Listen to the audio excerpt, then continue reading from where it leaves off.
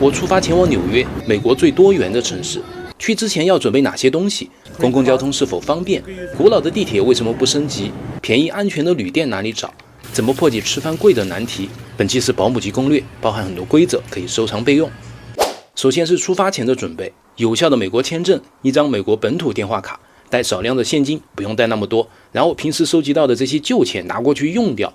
EVUS 2年有效，出发前上网查一下状态是否正常。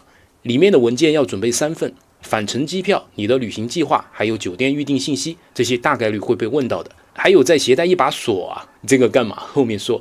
这次飞美国，我选择的是香港的国泰航空，正常是去香港机场飞纽约，但我发现从广州出发经香港中转的联程票比香港直飞还便宜几百，多坐一趟飞机还更便宜，这是什么逻辑？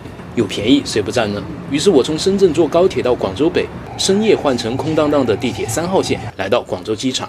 这也是我第一次从广州坐飞机去香港。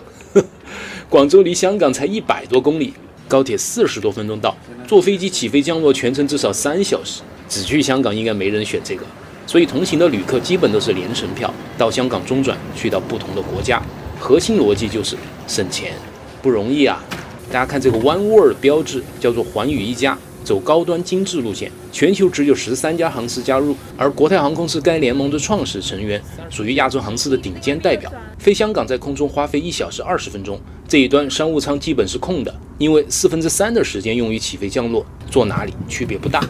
注意，持美国联程机票到达香港机场，无需港澳通行证，且可以走中转通道，只需10分钟就来到第2段登机口。我发现旁边的候机座椅竟然支持 C 口快速充电，这个很赞。扫脸，再次登机，我选择了靠后靠过道的座位。国泰的每个座椅都有口条头枕、腰垫和毯子，靠背的后仰角度也还不错，这对长达16个小时的飞行很有帮助。餐点是港式风味，可以自行搭配选择，一路就是吃。这是寰宇成员特有的哈根达斯，加上娱乐系统上百部电影电视剧，混时间也挺快。长途飞行我建议选择靠过道的座位，一是方便上洗手间，二是平稳飞行时可以偶尔出来伸展一下身体。飞机安全着陆，换好网上买的美国电话卡，这时手机有信号就不慌了。你也可以落地买，但价格会贵不少。接下来是重点，美国的入境检查相对比较严格，有拒绝入境的可能，但也别紧张，这种概率极低，因为签证和 EVUS 已经表明你获得许可。如果被拒绝，那一定有重大理由，比如提供了不诚信的信息，你没订酒店 PS 了一张图给他被发现了，或者返程机票订那种贵得离谱可以免费退的，人家一眼就懂了。正常旅游你准备好我说的那3份资料，大概率都能过。对了，要注意不能携带含肉类和蔬果成分的食物，你分辨不了我就建议任何食品都不带，包括飞机上没吃完的处理掉，以免有麻烦。下去左转就是海关，纽约机场比较简约，没有洛杉矶那种夸张的大旗帜。前面不能拍了。丝滑入境 ，CBP 看我护照一堆贴纸，就问了2个问题：住哪里，待多久，然后盖章给了180天停留。拿完行李出来是 T8 的1楼，我们正式开始这次的美国探索。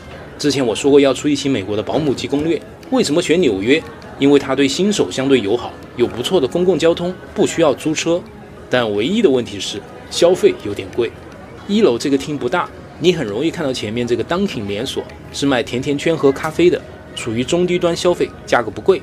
然后以这个 Dunkin 为参照物，往右边看可以看到 AirTrain 机场轻轨，我们要坐这个去市区换乘地铁，标志说往楼上走，坐扶梯上去。上来之后怎么看不到轻轨标志了？别慌，找人问一下。 Excuse me, how can I find AirTrain? Straight ahead Straight? and to the right. Okay, that way. Yes. Oh, thank you. 所以就是从扶梯上来的位置右转直走，到尽头继续右转，标志就再次出现了，然后一路都有提示，跟着继续搭乘电梯上来就可以坐轻轨了，暂时不用买票。有同学可能会问，维生你这是 T8， 我到达的是 T3、T4 怎么办？完全不用担心，机场轻轨又是机场环线，它连接 T1 到 T8 的全部航站楼。换句话说，不管你从哪个航站楼出来，都会搭上和我一样的机场轻轨。只要你不出市区，可以一直免费坐轻轨在航站楼之间切换。而进市区的站叫做 Jamaica， 从这里进去就要收费。有这么大的提示牌，出口有个壮汉看着，逃票是不可能的。但是我们没有地铁卡，问下能不能用信用卡。 Can I use credit card? You can use a credit card. Okay, thank you. 可以。哎呦，8.5美元，好贵，才坐了5分钟啊！出来之后就可以换成市区地铁，地铁就便宜了，2.9块通票随便坐，2小时内换乘免费。我现在去坐1线路，网上说美国公共交通很拉垮，我们就来体验下纽约这个怎么样？根据提示找到1线路，同样支持刷信用卡，Visa 带芯片的就行，不要去买票，不要办地铁卡，和新加坡的体验一样，并且还没有手续费。新加坡地铁刷外国卡，每天要额外收0.6新币，我记忆力很好的。站台没有防护门，大家尽量不要站在太靠边的地方。车来了，进去，有个兄弟在睡觉。整个车厢看起来很干净。1线路是纽约地铁比较新的型号，大屏按顺序标注当前站点以及接下来的站点名称，你不会错过。车厢内偶尔会有 Bro 团体表演，虽然他们上来就说Ladies and gentlemen, you watch you donate， 但实际上并没有伸手要，都是观众自愿给。通过卖力表演讨生活，一个车厢通常能挣3到4美元，相对纽约的消费也不容易，乘客都习以为常。车厢里充满了快活的空气。下车，接下来我们要去换乘地铁1号线，这里是42街时代广场站，也是个大站。我们可以看到1237 NQRW 这么多线路，不用怕，这些线路很多都共用一条轨道，跟着标志走就行。通过长长的地下通道找到1号线往 Uptown 的方向。接下来我们就要看到纽约仍在运行的最古老的线路之一1号线来了。纽约1号线车型 R62， 生产于1983年左右，距今超过40年。进来，这个红黄座位没有特别的意义，随便坐。由于是古老的型号，车厢里没有电子屏，也没有站点指示灯，没有智能播报系统，甚至到站都是司机用嗓子通过广播喊，语速快，声音小，还带口音，比较难听清。那怎么判断自己到了没有？来看窗户外，快到站的柱子和墙上都有很大的标志，比如我要到的103街，这里墙上有103，右边很多柱子上也有103，直接用眼睛看，简单粗暴。而且美国的命名逻辑很简单，按顺序来，103街前面有96街、86街、79街，根据数字变化，大致就能猜到还差几个站。出站不用刷卡，走出来就行。有朋友可能会问，1号线这么老就不能升级一下，换成1线路那种新型号吗？难道纽约地铁还没钱？是真没钱，而且也换不了，因为1号线是古老线路，车厢比较窄，轨道也窄，不兼容 R160那种宽体车厢，根本放不进去，除非拆掉整条轨道重建。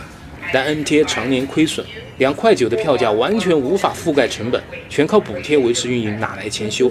况且1号线的轨道和2号线、3号线共用，是纽约的交通命脉，一拆整个城市都瘫痪了，不敢乱动。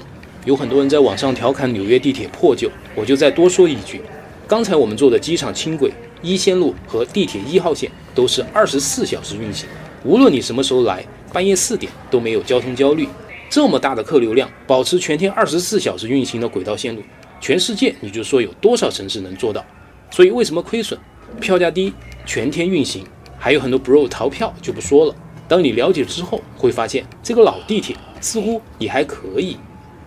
走上来，这里是103街曼哈顿的上西区，非常冷啊！现在室外温度只有2度。先去解决住宿问题。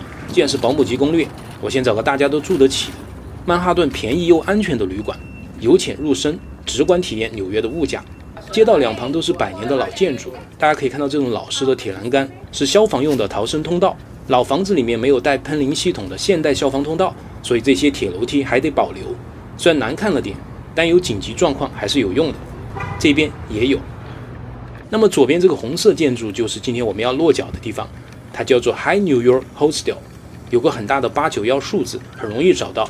外观很大气，像一个古堡，建于1881年，曾经是慈善养老院，但因为维护成本高，逐步废弃。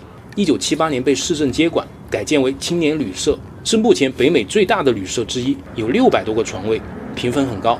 很多人认为它是纽约性价比最高的临时住所。我订了2晚体验一下，80美元一天，加上税，一共支付了174美元，也就是618元一晚。去拿房卡。It's gonna be your room.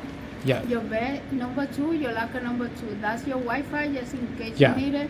The day you checking out is at 11 and that's the key. Okay, It will be perfect. the last on your right. So I don't need to check out tomorrow no, oh, it's all right. gonna take the same. because in Japan they need check out every day. No. Don't check out. You have 2 nights consecutive. All right. You stay in the same bed. Okay. Same room. And then Okay, you got have it. free food. Oh, thank you, thank you. You're welcome. 走吧，看一下房间。哦哟，这个电梯很老，估计是100年前的。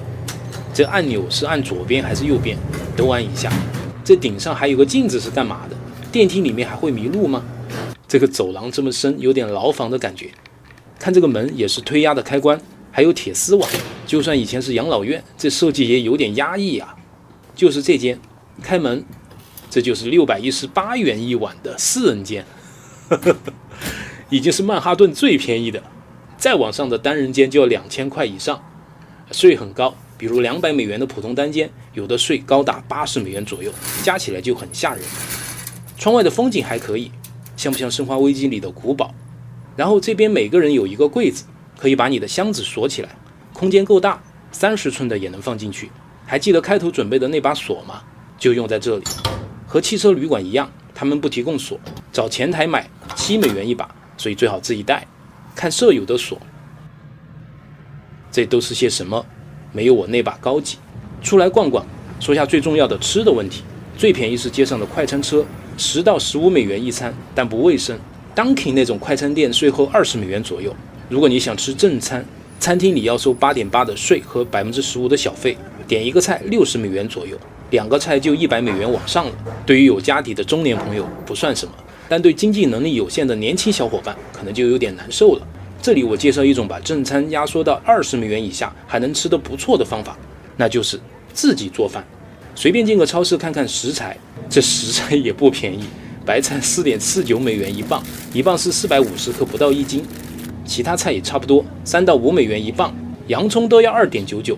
我不会做饭，就随便买了点半成品，这个物价差不多是洛杉矶的2倍。现在的感受就2个字：心痛。回到旅店的地下1楼，这里有超大的厨房，可以把食材放进冰箱，什么盘子、刀叉、餐具都是齐全的。不懂可以问问旁边的人，他们都乐于帮助。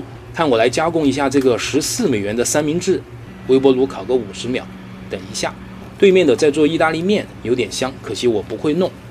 吃饭前一定要洗手。来看看我的成品，当当当当，再加点黄芥末酱以及蛋黄酱，这卖相怎么样？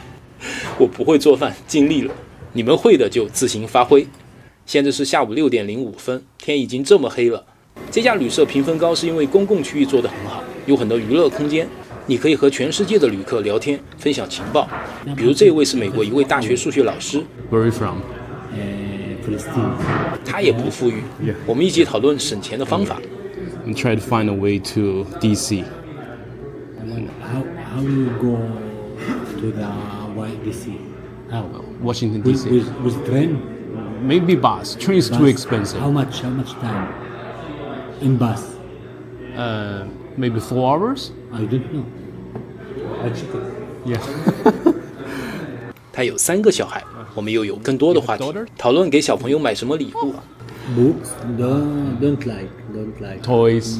No toys. Toys, yeah. Yeah. Maybe. My daughter want the little toys like a Statue of Liberty, the torch. Yeah. Yeah. It's good. I try to find it, but maybe they are made in China. Maybe. I come to United States and purchase something made in China. That's Made in China. 老勾不是英语母语者，我猜他的家乡在东欧。美国很多数学老师都是外教，不知道会不会增加学习难度。出来透下气，外面有个院子，还有乒乓球桌，在这里打乒乓球，应该没有人是我的对手。